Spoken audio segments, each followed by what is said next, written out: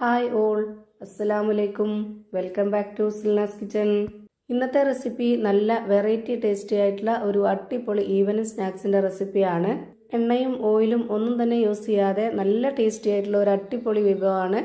ഇതുപോലെ ഒരു തവണ ഉണ്ടാക്കി കഴിച്ചാൽ പിന്നെ നമുക്ക് വീണ്ടും വീണ്ടും ഇതേപോലെ തന്നെ ഉണ്ടാക്കി കഴിക്കാൻ വേണ്ടി തോന്നും. അത്രയും നല്ലൊരു കൂട്ടാണ് ഇതിൽ ചേർന്നിട്ടുള്ളത്. അപ്പോൾ ഇതെങ്ങനെയാണ് തയ്യാറാക്കുന്നതെന്ന് അറിയാനായിട്ട് വീഡിയോ സ്കിപ്പ് ചെയ്യാതെ മുഴുവനായിട്ടൊന്ന് കണ്ടു നോക്കണേ. റെസിപ്പിയിലോട്ട് കടക്കുന്നതിന് മുമ്പായി സിൽനാസ് കിച്ചൺ ചാനൽ ആദ്യമായിട്ട് കാണുന്നവരാണെങ്കിൽ പ്ലീസ് ഒന്ന് സബ്സ്ക്രൈബ് ചെയ്തേക്കണേ.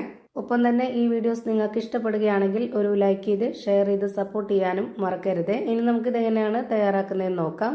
ഇതിനായി ആദ്യം തന്നെ 250 ml കപ്പിന്റെ അളവിൽ 1 കപ്പ് കപ്പലണ്ടിയാണ് എടുത്തിട്ടുള്ളത്. വറുത്ത കപ്പലണ്ടിയാണ് ഇത്. നമുക്ക് ഇതുപോലെ ചെറിയൊരു മിക്സർ ജാറിലേക്ക് ഇട്ട് കൊടുത്തിട്ട് നല്ലപോലെ ഒന്ന് പൊടിച്ചെടുക്കാം. ഈ ഒരു കപ്പലണ്ടിയുടെ എണ്ണമയം വരുന്നവരെ പൊടിക്കരുത്.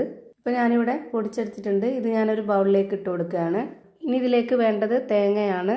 ചിരകിയ തേങ്ങ 250 ml കപ്പിന്റെ അളവിൽ 1/4 കപ്പ് എടുത്തിട്ടുണ്ട്. അത് മുഴുവനായിട്ടും ഇതിലേക്ക് ഇട്ട് കൊടുക്കാം.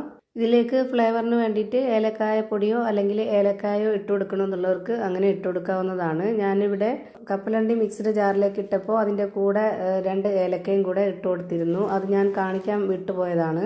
ഇനി ഇതിലേക്ക് ഒരു 2.5 ടേബിൾ സ്പൂൺ അളവിൽ പാൽപ്പൊടി ഇട്ട് കൊടുക്കാം. ഇനി ഓരോരുത്തർക്കും മധുരത്തിന് ആവശ്യമായിട്ടുള്ള പഞ്ചസാര ഇട്ട് കൊടുക്കാവുന്നതാണ്. ഞാനിവിടെ 4 ടേബിൾ സ്പൂൺ അളവിലാണ് പഞ്ചസാര ഇട്ട് കൊടുത്തിട്ടുള്ളത്. അത്യാവശ്യം നല്ലൊരു മധുരമുള്ള പലഹാരമാണ്.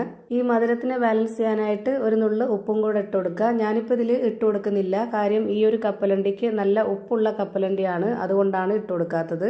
ഉപ്പ് അധികം ഇല്ലാത്ത കപ്പലണ്ടി ആണെങ്കിൽ മാത്രം ഉപ്പിട്ട് കൊടുക്കുക.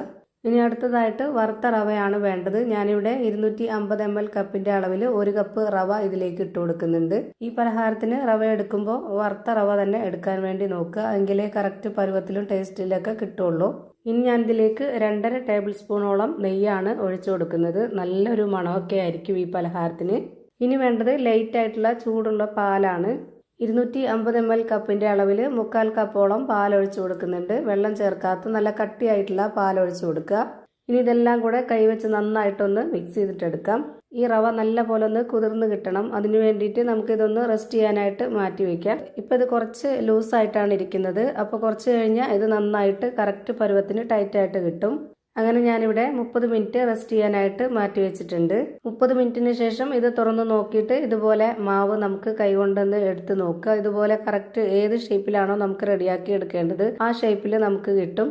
ഇപ്പം ഞാനിവിടെ ഈ ഒരു ഷേപ്പിലാണ് എടുക്കുന്നത്. ഇതേ വലിപ്പത്തിൽ ഓരോരുത്തർക്കും ഏത് ഷേപ്പിലാണോ വേണ്ടത് അതുപോലെ എടുക്കാവുന്നതാണ്. ഞാനിപ്പോൾ ഇവിടെ എല്ലാം വളരെ ചെറുതാക്കിയിട്ട് കനം കുറച്ചിട്ട് ഈ ഒരു രീതിയിലാണ് എടുത്തിട്ടുള്ളത്. ഏത് ഷേപ്പിലാക്കിയാലും കനം കുറച്ച രീതിയിൽ ആക്കിയെടുക്കുക. എങ്കിൽ നന്നായിട്ട് ഉള്ളു വെന്ത് കിട്ടും. ഞാനിപ്പോൾ ഇവിടെ ഓരോന്നോരോന്നായി ഇതുപോലെ തയ്യാറാക്കി ഒരു പാത്രത്തിലേക്ക് മാറ്റുന്നുണ്ട്.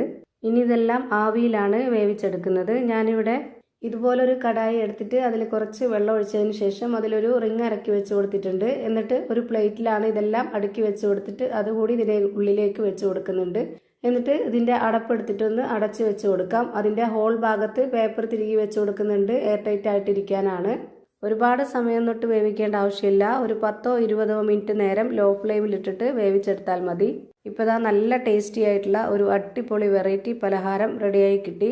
ഇതുപോലെ നിങ്ങളും ഒന്ന് ട്രൈ ചെയ്ത് നോക്കുക. എന്തായാലും എല്ലാവർക്കും ഇഷ്ടമാവും. അപ്പോൾ ഇത്രയേ ഉള്ളൂ ഇന്നത്തെ വീഡിയോ ഇഷ്ടമായ ലൈക്ക് ചെയ്യാനും കമൻറ്റ് ചെയ്യാനും ഷെയർ ചെയ്യാനും മറക്കരുത്. അതുപോലെ തന്നെ ഞാനിടുന്ന പുതിയ വീഡിയോസ് നോട്ടിഫിക്കേഷനായിട്ട് കിട്ടുന്നതിന് വേണ്ടി സബ്സ്ക്രൈബ് ചെയ്ത് ബെല്ലൈക്കൺ അമർത്തി അതിൽ ഓൾ എന്ന ഓപ്ഷൻ എനേബിൾ ചെയ്ത് കൊടുക്കാനും മറക്കരുത്.